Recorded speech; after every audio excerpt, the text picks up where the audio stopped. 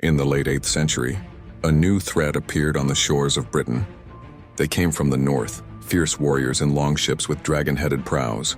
They were the Vikings, seafarers from Scandinavia who would change the history of the British Isles forever.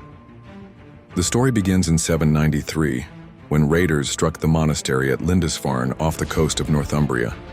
The attack was... Monks were killed, treasures looted, and the sacred site burned.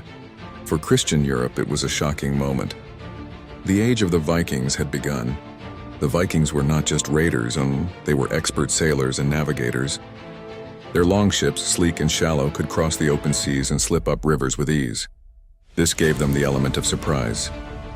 No town near the coast or riverbank was safe. Through the 9th century, Viking raids grew larger. They no longer came just to plunder and leave. They came to stay. Armies of Norse warriors, known as the Great Heathen Army, landed in England in 865.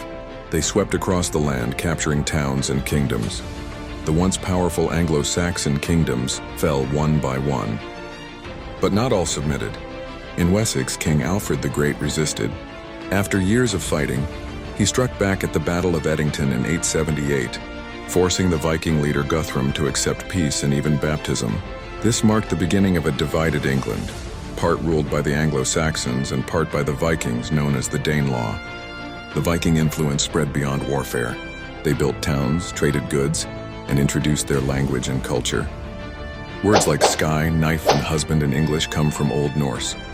Many place names in northern England, ending in by or to Thorpe, trace back to Viking settlements.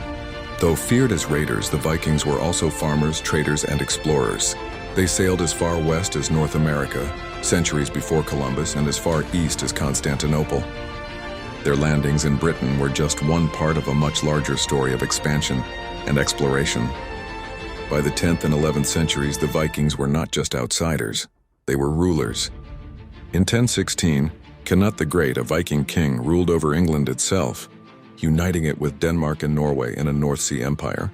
The Viking Age in Britain ended with the Norman conquest of 1066, but their legacy remained. They reshaped England's culture, language, and politics. What began as terrifying raids from the sea became a centuries-long transformation of the British Isles. The Viking landings were not just invasions. They were the start of a new chapter in British history. A chapter written by warriors, kings, and explorers whose influence is still felt today.